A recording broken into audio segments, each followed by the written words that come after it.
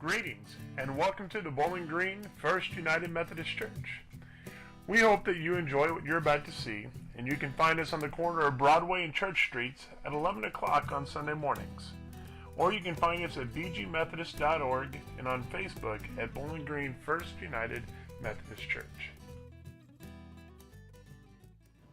I gotta watch myself. I got myself in trouble a little bit today. Although Julie, you didn't have to read all those names. So, Yes, the whole time. Let's take a moment to remember where it is that we are. We kind of took a break from Ruth last week as we were worshiping with other folks from around us, and we were in Philippians for a while. But we're coming back to finish Ruth this morning to kind of hear the rest of her story. Now remember, as we're looking at Ruth, there's only 4 chapters to that book, but there's a bunch of really important moments that happen in there. Those are the defining moments that Ruth faces. And those defining moments are defined as an event that typifies or determines all subsequent and related occurrences. It's a fancy dictionary way of saying that everything is different after that than it was before. Something big happens and everything is going to be different after that. And we see that with Ruth. We see that in the way that things happen. We see that in a variety of ways. There's the decision that she makes. At the start of this story, when Ruth and Naomi have lost everything, and all they have left are each other, and she makes the choice not to go back to her home in Moab, but to go with Naomi back to her homeland in Bethlehem. Even though she is not related to anyone out there, she doesn't know anyone that's over there, she says, I'm going to go with you. That's the first decision, the first defining moment that we have. The next one is when when Naomi's family accepts her in, and we see that with Boaz, and he says, watch over her and take care of her. And he is watching out for her when he gets back. That family makes a decision and says, we are going to change things, and it's going to be different because we are accepting who she is. And then the last one we see this morning, it's the community's response. This becomes another defining moment in Ruth's story. But we haven't just been telling Ruth's story through this, because there are lots of places inside of Ruth that we get and we immediately understand because it just makes sense, because we have been in that place many times. But there's other parts of Ruth's story that don't make a lot of sense to us. Because we are back in that time, several thousand years ago, when she was, and those things, some of those pieces are harder for us to understand. So we've instead been telling we've also been telling a story that kind of goes parallel with that. That tells kind of the same story, but kind of gives it a modern setting and a situation that is something that we're going to understand a little bit more, and that is, we've been telling Rudy's story. And I apologize for my inability to name things or people. Emily, you're going to have to name all of our kids at some point, I have a feeling, because I'm not all that creative at some point. But we've been telling Rudy's story, and Rudy is the young man whose mother died in childbirth, who was then adopted by a young couple. His adopted mother then died. His adopted father remarried, but then he also passed away, and it was left with, and this was in his senior year, and it was left with him and his step-adopted mother to figure out what they were going to do. And he had a choice to make. His choice was, do I go with her back to her small town because they had lost everything, they had nothing left, or do I go my own way, go off to college and make my own life from here? And he said, I'm going to go back with you. I'm going to leave the city, we're going to leave the city, everything I've always known, I'm going to go back to your hometown where we're going to start over. And we're going to start things over again. And so they go back and they find themselves in this town. They find a little place to live. It's got maybe a leaky roof and some bad insulation and windows that don't really close all the way, but they find a place that they can call home. They start working a little bit, and Rudy gets this job with a construction company. And he starts working there, and the owner of that company actually is his step-adopted mother. Her name is Amy, is her cousin, and his name is Aaron. And Aaron finds out who Rudy is and kind of hears more of his story and says, I'm going to take care of him and make sure that he's got what he needs He's doing good work. He's a hard worker. And I'm going to help make sure they get back on their feet. And so that's where we pick this story up. It's in that summer when they have started. They have just gotten back and they are working through this. And so now we're starting. This is the book of Ruth, chapter 3. As the summer went on, Rudy and Amy both worked hard to get settled in this new place. Aaron continued to watch over Rudy on the job site, and the guys on the crew began to take him under their wing.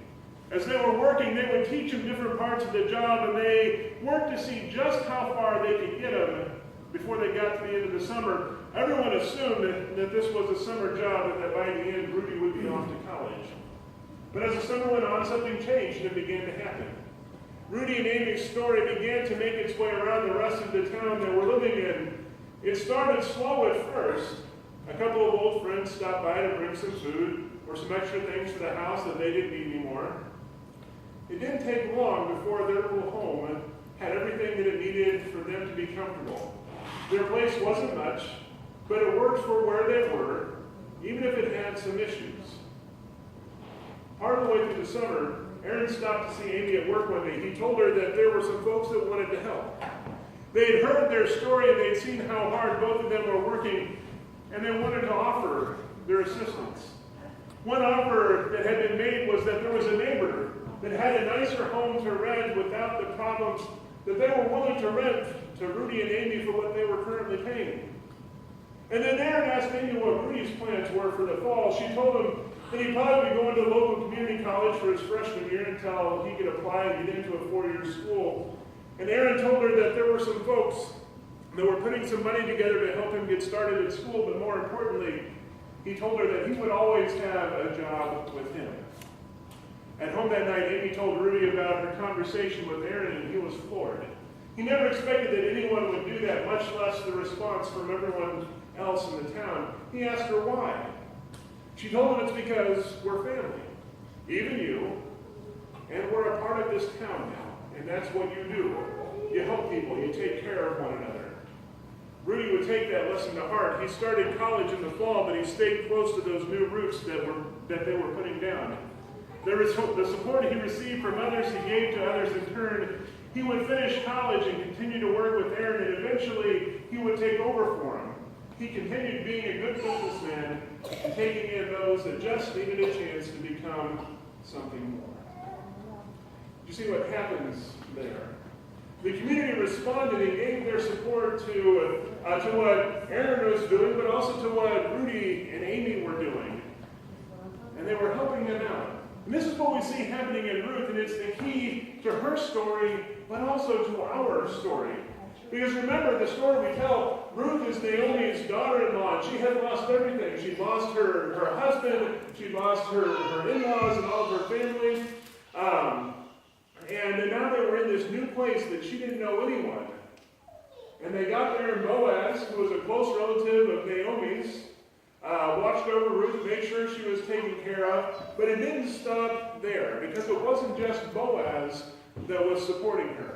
Boaz was taking on that official role in their society at the time, and that role was that here you had these two women who had no other family, and Boaz said, they are part of my family, I will take care of them, they are my responsibility. He is making that commitment, but it's not one that he can make privately or just on his own, but that was a commitment that was being made as part of the community, as part of this larger group that they were all a part of. And so when we get to our reading for this morning, we have Boaz making this commitment in front of everyone, the elders and everyone who are gathered to hear it. This is from our reading verses 9 and 10. I cut out part of a little bit of the middle part of it. But what I want you to listen for is the first thing that Boaz says and the last thing that he says in this statement. Boaz announced to the elders and all the people, today you are witnesses that I bought from the hand of Naomi all that belonged to Elimelech and all that belonged to Chilion and Mahlon, so that the name of the dead man might not be cut off from his brothers or from the gate of his hometown. Today you are witnesses. He begins and he ends a statement to the community saying, you are witnesses to this. You are witnessing this thing that I am doing. And now he is waiting for their response, because they can be witnesses all they want, but if they say no, then he's got some other troubles on his hands he's got to deal with. Their response is going to be key to this whole thing working. And we get their response in the first part of verse 11. Then all the people who were at the gate and the elders said, "We are witnesses. May the Lord grant that the woman who is coming into your household be like Rachel and like Leah, both of whom built up the house of Israel." They accepted Ruth. They'd already kind of accepted Naomi because she was from there and she was coming back home. Ruth had no other ties to that community. But first from Boaz and now from the rest of that community, they're saying, she is one of us.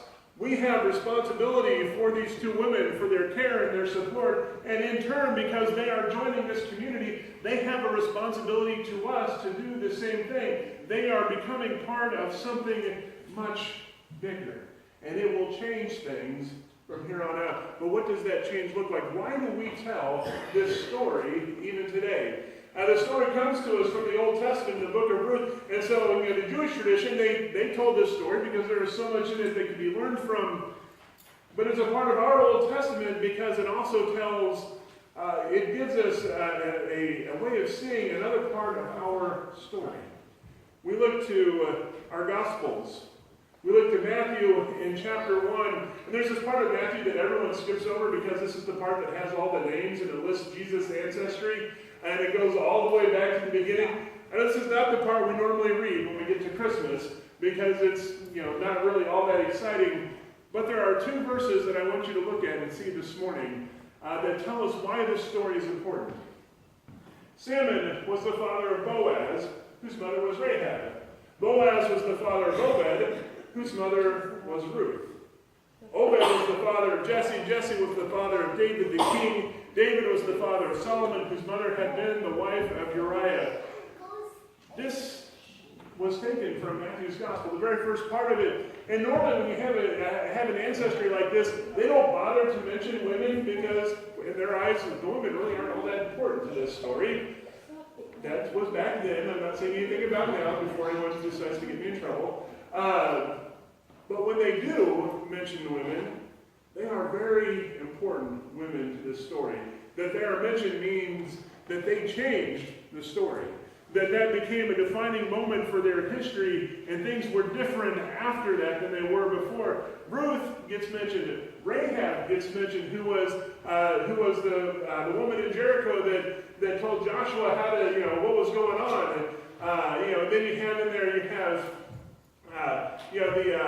Solomon, you have Bathsheba, who's the wife of Uriah. As you look at the larger passage, there are a few other women mentioned, but they all play important, pivotal roles in the story of Israel. Things were different because of them. That story changed because of what they did. Or for some more perspective, we have one more part of Rudy's story. This is the afterword that was written by the editor that provides kind of the final context of the story. This book was written by Rudy's granddaughter, Ruth. She spent as much time as she could with him and learned from him.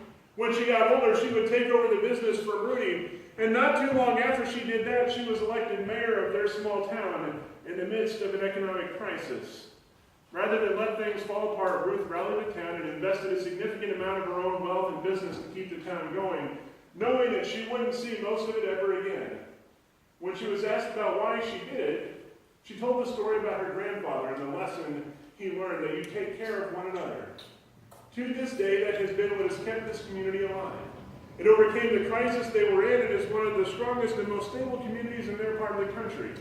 Through a series of defining moments, they found their place and grew into the individuals, families, and community they are today. These series of defining moments change things, make things different. This was the common thread that kind of that follows through all of the events that Ruth was seeing throughout this story. Whether it was her as an individual, whether it was a family, whether it was a community, it was this common thread that goes through them that changed things. It was this choice they had to take care of one another, to help meet the needs of one another, to help folks know that they aren't alone. I said this a few weeks ago when we started this series out, that one of the biggest myths of modern times is the myth of the individual, that we can do everything on our own. That we've got all the tools, we can do it on our we don't need anybody's help. Well, you all know that's not reality. We all need help from somebody at some point in time. We can't ever do anything all on our own. We've got to have help in there in some way. But we tell ourselves this myth that we can do it all on our own, and that's really not the case. And this is most true in our struggles and in our weaknesses, because those are the times when we need help the most. The myth of the individual means that we can't ever show weakness or struggle, because if we do, then somehow we have failed. But how do you fail at something that everyone goes through? How do you fail at something that is a normal part of life? You fail at it when we stop supporting one another, when we stop caring for each other, when we start hiding away all of these things, and we don't let ourselves be a real person in front of other people. A real person is full of weaknesses and struggles, because that's what we have all got. To be in community with one another says, we're going to try and hide those away because we accept that that's a part of who we are, but where I'm weak, someone else is strong, and it helps bring us together and give us what we need to survive more, to survive better, and to live better as a community. If Jesus can go from being God to being completely human and being killed on a cross in the most humiliating and failing way possible, but then use that to change the world, then our defining moment can be to let go of being so determined to be an individual that we forget to be a real person. That's our job. This is what God is trying to get us to see, is to be a real person, not to hide everything out, but to know that we don't have to hide, that we can be these people that He's made us into. So our goal for this week is to do this. Is to do these three things. Is to look around and find those relationships, those people, those times, those places, those situations that are broken. And part of being made real or being made whole even is to accept that, and to accept that those things are broken. When we try and hide it, when we try and not admit that, we try and cover it up, but it's just to say that this is broken, and to accept it. But then to do this next very most important thing is to ask, how can we? How can we help? How can we help fix it? How can we make it better? How can we help it to be overcome? How can we do something to make what is broken either fixed or whole or brand new again? That's what we can do as a community of people that reaches out and supports one another and helps one another and builds that up. This is what we see Jesus teaching so often in the gospel messages. This is what we see the early church doing when they were sharing with one another. They were living through the weaknesses and the struggles, but they were doing it as a community so they would grow stronger and stronger and stronger, so they could be about the work that God set in front of them. Our challenge this week is to go and do these things. To find what's broken, to accept it for what it is, and then ask, how can we help this to be overcome? And most importantly, to know that as we do this, God goes with us and gives us what we need to make it happen. Let us go and do this in Christ's name.